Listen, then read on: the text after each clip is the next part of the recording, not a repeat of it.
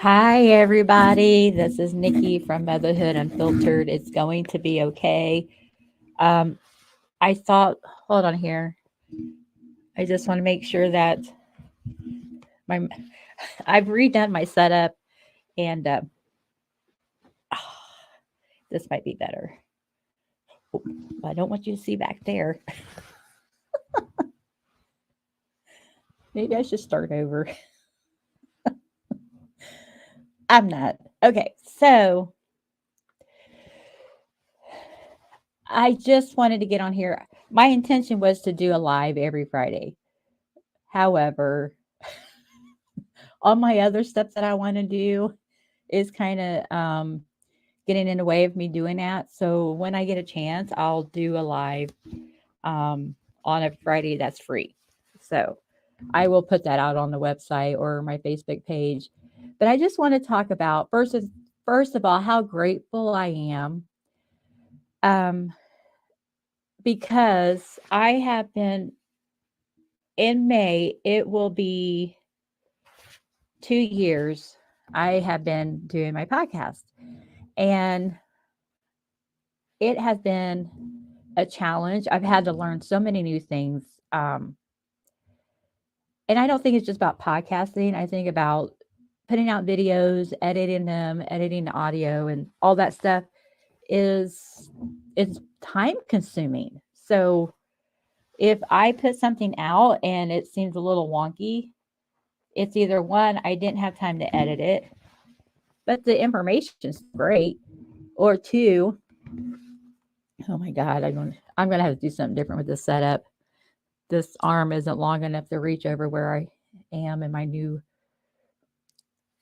studio, which is my work office. But anyway, so I, so one, if you get something, it sounds a little wonky. It's one, I either didn't get to edit it, or two, it took me so long to edit it that I got tired and gave up because I really don't know what I'm doing. And I don't really have the extra income to hire someone to do that for me at the moment, which is why I'm doing all this, which if y'all love it, I love it. I like a little authenticity in my stuff.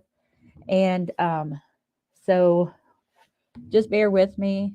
I do work every week. I do set aside time to practice editing and adding in new features to things. And currently, my audio editor is I put him on hiatus because I have a couple things coming up, and this month in March that is impacting our income.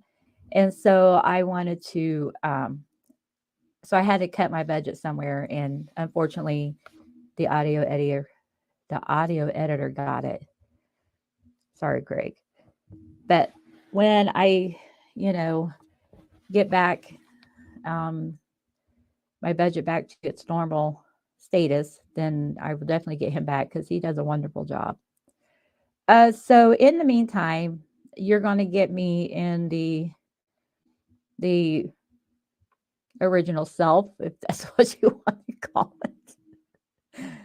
But so I just want to talk about how grateful I am for the things that I have, the things that are going great for me, um, the things that I've learned, and how I plan on using them in my life and to help myself and to help others. So, in saying all of that, let me do something real quick. Maybe if I move that back just a tad. Okay. Now, if I sit real still, which is not a promise, this might work. Okay. So, in saying all of that, this week I did my first virtual workshop. And if any of you guys know me, you know I like to learn new things. I like to share my new things that I learned. And in doing so, um, in case you don't know me, I have experience in teaching. I have experience in training, and I have experience in online training. So it was fun for me I would say the one part that wasn't fun for me was not having interaction, having being able to see faces and hearing comments or seeing comments and things like that. I think the time that I picked might have not been the best opportune time. So I am going to run the workshop again um, in April. I think it's the first full week in April. So if you did participate in this week's workshop, you're more than welcome to participate again. When my coach does free workshops, I sign up every time. Some of them I've heard them numerous times. However, each time I hear it, I get something new out of it. I learn something new, and it's the cat. He's scratching. So I urge you to do that. There are some people I follow and they offer free stuff. I sign up for them. If I have time, I sign up for them and I participate because education is knowledge and there's nothing wrong with learning new things. Now, I would not just sign up for every little thing because then you're going to overwhelm yourself with all of the stuff that's out there because I mean, there's lots of things out there that people offer and most of it is all good.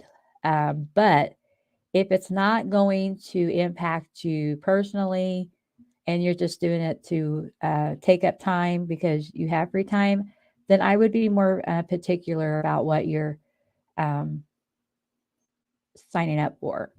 I had signed up for a 1 day seminar involving childhood trauma. Most of us have endured some kind of childhood trauma, so I would definitely think about um, learning more about that. We don't want to have to think about what happened to us as a child. And I'm not saying what's happened to me is worse or less than anybody else because it happened to me and it was my experience that I went through and it was something that I had to deal with. Um, and so what your experience may be completely different than mine and it may have impacted you differently. So I did that, I did that one. And then the other one I've done, of course, when my coach does one, I always sign up for everything she does. Um, just because I say I'm her favorite, but I just I just say that to myself. But anyway, then there's one coming up Monday. I have thyroid issues. So if you have thyroid issues, I would definitely check out Shannon Hansen's Thriving Thyroid. She has went through her own experience of having thyroid issues, and she and a group of a doctor and behavioral therapist or nutritionist or something like that, they've come up with supplements and things in a plan that goes along with how your body is. They do blood work. So it's very scientific um, because at first I just thought when I heard about Shane and I interviewed her on my podcast like in my first full year, and my thought was, well, I have a doctor, so why would I go to an outside source? Well, now I know why because I've told my doctor numerous times I've been having these problems with fatigue and tired and not being able to lose weight. And he just says I need to diet and exercise. Well, no crap. I know I need to do that. And I have been doing that. Or, at times I have done that. And it doesn't do anything. I have this gut from years of stress and bad eating and I can't seem to get rid of it. I'm too tired to exercise. And now I'm getting older and I go for a walk and I can't, I have aches and pains for 2 days. So, I mean, what the crap's up with that? But anyway, I digress. Um, so so I signed up for her. She's doing a free class on Monday about vitamin D in your thyroid and how it affects you. So there's lots of things in our dairy that prohibits your thyroid, the hormones in your thyroid from functioning properly. So I'm sad because I love cheese. And I mean, and not, I don't eat cheese on everything. There's rarely I eat cheese, but I love it. Like I like cottage cheese. And I like cottage cheese, put a little pepper on it, slice up a tomato, and that's my, lunch, whenever I have it. So I'm sad about all that. But however, I want to feel good, and if that's something I need to change, then I need to work on that. So those are things that I'm grateful for, things that I've learned. And so my topic that I want to talk about for the next few minutes is, how do you get started? How do you get started? You need to change. You need to do things. You need to take care of your mental health. And and most of the times we don't even think about our mental health until we are in the middle of a crisis. That is when we start thinking about it. And we need to think about it before we get to that moment in our life. We need to stop waiting for the house to burn down before we decide, oh, maybe I should have got insurance for my house. And we don't think about that. We are so busy doing our daily lives, watching our favorite TV shows, eating our favorite foods. I was going to say do our favorite work, but I don't think anybody has favorite works. I mean, I like my job. I love my job. And I like the fact that I'm learning new things. I did talk about this. I don't know. I don't remember when. But anyway, so we need to stop waiting for the rock to fall on our heads or the piano to fall on our heads. You know, sometimes I feel like we live our lives like Wile E. Coyote, and he's so focused on getting that road runner that he doesn't have any precautions put into place to where he's going to save his butt, when he's putting his next plan in place. And so we need to, I'm sorry, I keep hitting the table, but we need to be proactive. We need to be intentional. So how do you go from being intentional? Oh my God. How do you go from riding by the seat of your pants to being intentional? That's what I meant to say. And so it's a struggle, because you're actually having to retrain your brain. The number one thing that helps people remember things is to write them down. So if there's something that you want to start doing, you want to write down, what am I going to do today? When you first wake up, you have a scratch pad or a notepad by your desk. Oh my God, what am I saying? Like I sleep by my desk. I'm getting excited and ahead of myself here because I feel like this is so important. So I apologize. When you wake up in the morning, and instead of just getting up and going through the motions, or not getting up and trying to avoid the things that are happening, that will be happening, get up, sit up in your bed, and then get your notepad out and start writing things down. What do I need to do today? What are the things that I need to pay attention to? Do I need to pay attention to, oh, maybe I should take my medicine today?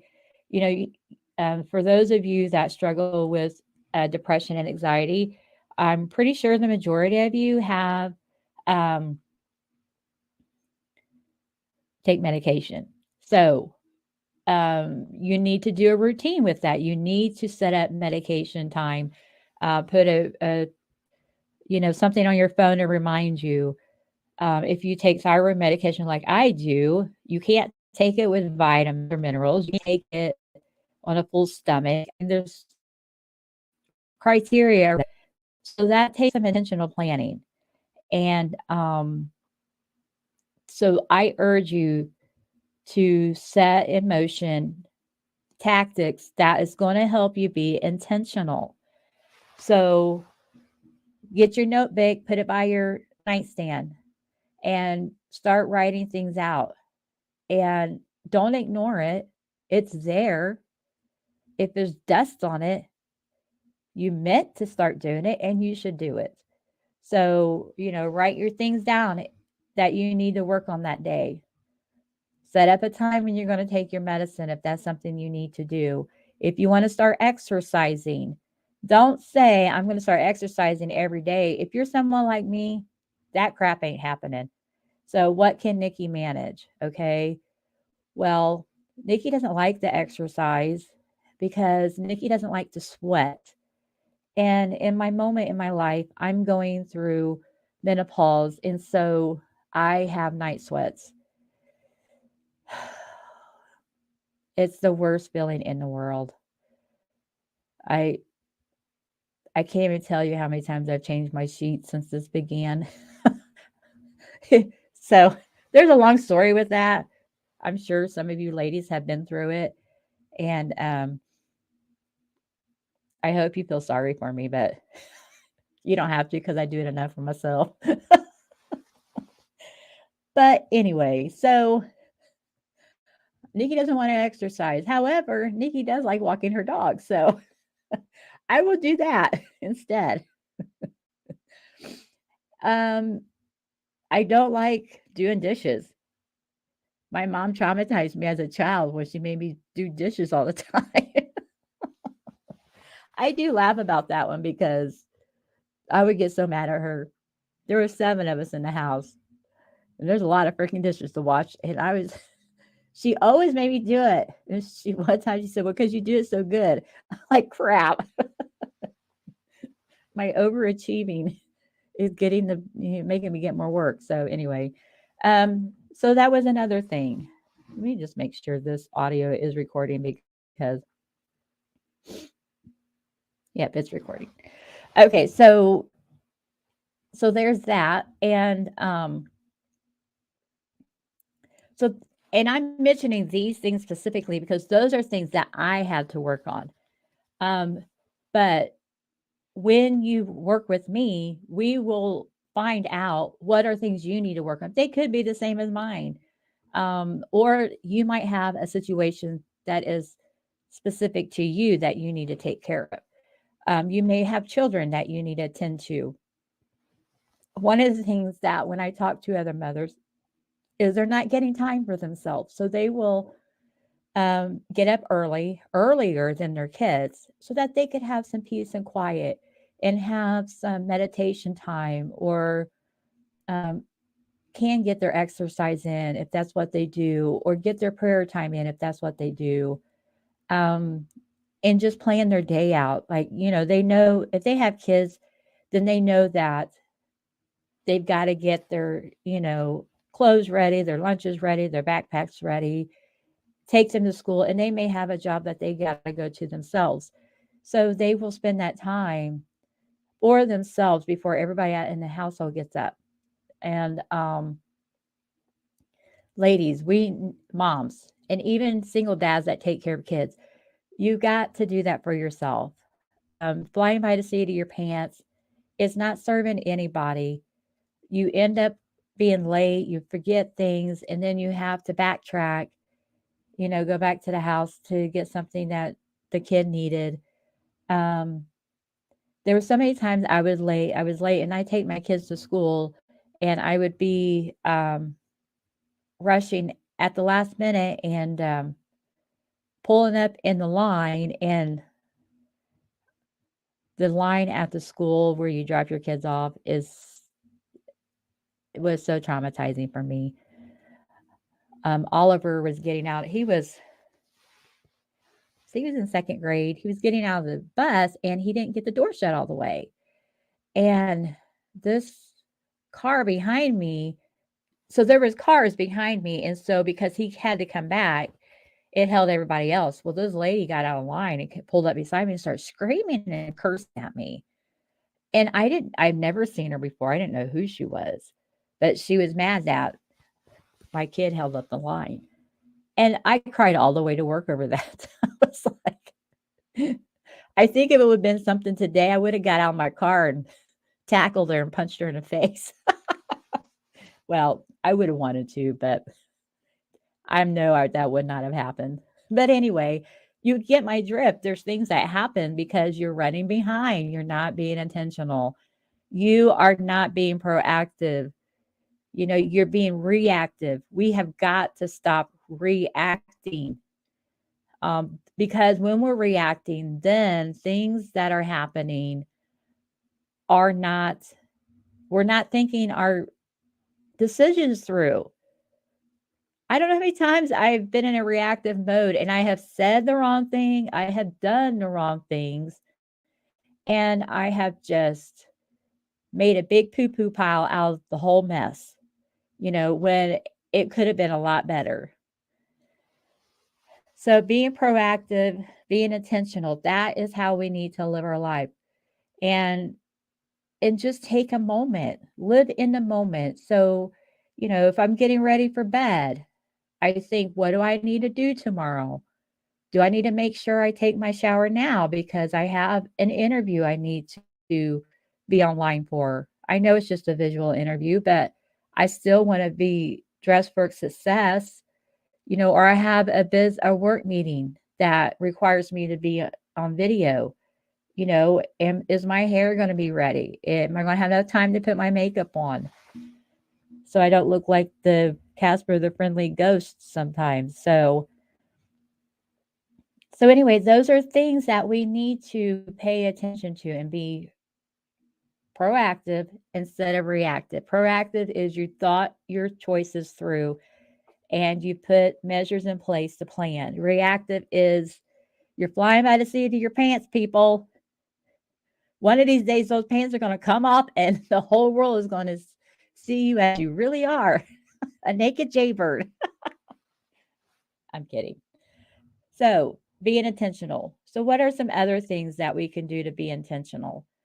Um, to me, being intentional is just planning, taking time to plan and making sure that you've got your bases covered.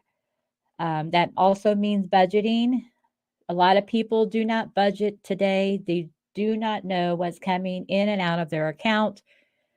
It's best to see what is being debited from your account because you might be paying for a subscription that you thought you canceled and it's not canceled. So every little penny counts. You go through your budget, work your budget, look at your budget, see all the money that's coming in and out, and see if you need to find money somewhere for an expense. What can you cut out? We don't need, I mean, to me, we don't need to have cable TV. Most of that stuff is free. Now, we do have to have internet. I have to pay for internet to work from home. So, that is a necessity nowadays. But I don't have to have cable. I don't have to have a phone line. And my hate relationship with Verizon, it's almost over. It's almost over, people. I'm almost done with them because we have 5 phone lines. One gets paid for by itself, but the other 4, my husband and I pay for. So Oliver and I have finally switched to Mint Mobile, and I'm paying $60 for 3 months. That's $15 a month. Is no, wait a minute. Is that I don't know. It was $60 for 3 months. How do you split that up? I was like, "Oh, $20 a month." Oh my god. Good thing I'm not teaching math up here. Maybe I need to take a math class. Okay, so because I was paying 3 to $400 a month for cell phones. So once Oliver and mine and my husband's phones got paid for, I want to switch them from Verizon to a different carrier, one of those prepaid ones. And however, getting off a Verizon's plan and keeping your phone number to go to another plan is a nightmare. It's a nightmare, people. And I think they do it so that you just give up and just stay with them. Well, we tried to switch my husband. It wasn't working. I think he had a bad SIM card. So I told him, I said, I need to take a break for this for a minute. And so we need to order him a new SIM card. So my other son, I told him, I said, okay, I paid for his phone. It's almost paid off. And I told him that once I paid it off, he could continue to stay with Verizon and pay for his own plan or switch to someplace else. But that was the last phone I was going to buy for him. And then after that, he would have to pay for his own plan. So, so that's where I am with that. I want to get, what can I do to cut from the budget? But I have to be intentional with that. And because it was eating away at our monthly income. And so that's something else, that you would need to be intentional of. But you have to think about it. You have to take a moment and think about those things. You have to take time to plan. Even if you have to put it into your calendar on your phone and say, take 15 minutes to think about the phone plan. What do you want to do with it? Do you want to stay? You want to leave? And because when you live a life flying by the feet of your pants, God, the seat of your pants, you're not being intentional. I don't even know my words right now, but you get my drift.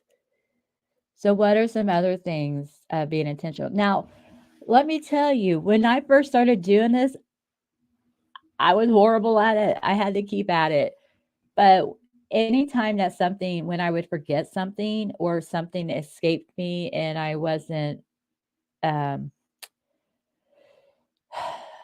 paying attention to it, was an opportunity to to coach myself and say, okay, I missed it this time. What can I do to not miss it the next time? So I would put it on a task list or something. But the one thing I've struggled with the most is the budget thing, because I will get our budget in place. And what I want to do is just after each month go through and see what we spent and what we, you know, lost, how well we did, and everything. And our plan is just to try to eat out once a month. Sometimes we do, sometimes we don't.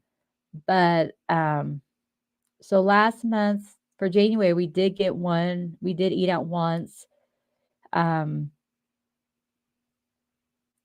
but February, I can already tell you, our February phone budget and food budget has just went out the window because I haven't planned ahead, went to the groceries, got food for the month, things like that.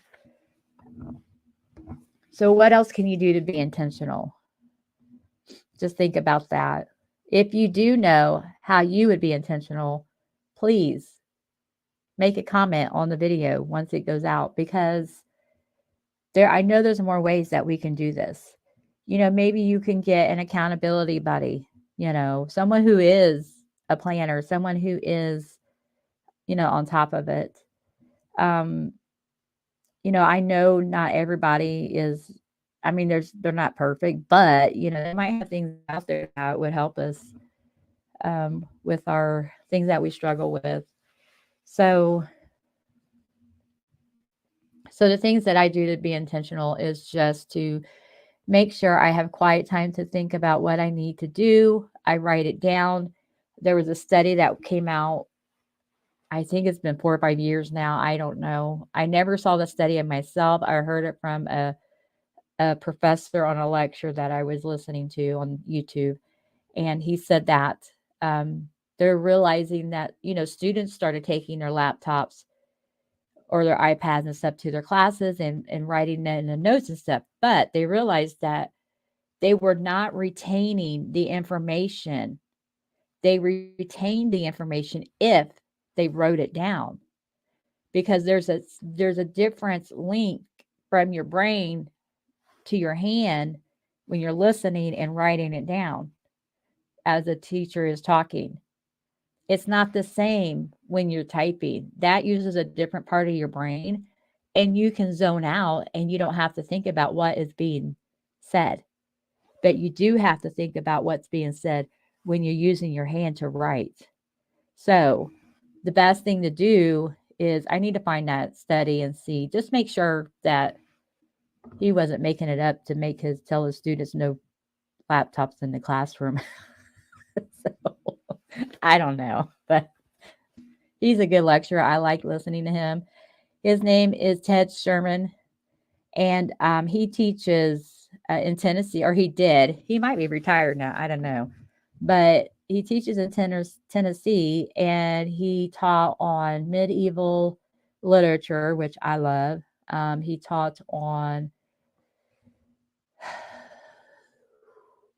um, all kind all kinds of different things. Um, he taught on English,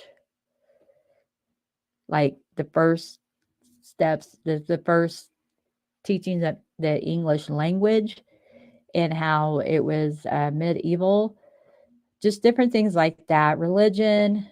He's even done some. He's even done Harry Potter teachings. He said that do not watch the movies, read the books because J.K. Rowling's writings are incredible and what she put into them. And then the other, oh my God, Tolkien, the Tolkien books. So, and he's done way more than that. There is just some really good. I mean, he recorded his sessions teaching the class. I just happened to find them and I subscribed to them, and then I just watched every one of them. They are long, so I had to watch them in sections or listen to them in sections, but they are some really good stuff. And I just like hearing him talk. Every summer, he used to go to, him and his wife would go to England, and oh, he taught a lot of Shakespeare too. And William Blake, is it William Blake or Blake William? I think it's William Blake, the poet. So him and his wife every summer would go to England. He would teach a summer class over there, and then they would just sightsee, and sometimes he would video those and share them and things like that. But my favorite of his was the early medieval literature classes. So I have a lot to say about that and learning a foreign language, but I will save it for another time. Anyway, so how do you be intentional? Well, for me, being intentional is making sure I stick to my notes when I'm doing my live sessions or my videos. So let's reiterate before I close is to write things down that you want to do. You can also set an alarm and don't pause the alarm. Another example is I wanted to wake up earlier. So I have these, I set my phone to gradually get louder and it wakes me up. My husband hates it, but he knows that's how it helps me. Another thing is I have those Wi-Fi light color light bulbs. So I have it set to come on at a certain time, but it gradually gets brighter and it slowly wakes you up.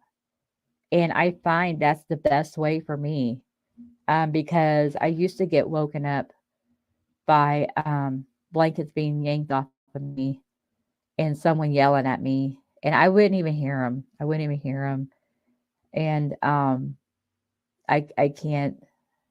It freaks me out. So anyway, so being intentional, setting alarms, writing things down, set routines. Now, if you set a routine thinking it's going to help you and it doesn't help, then either change a part of the routine, change the time. Everything is subject to change. You want to come up with the best plan for you.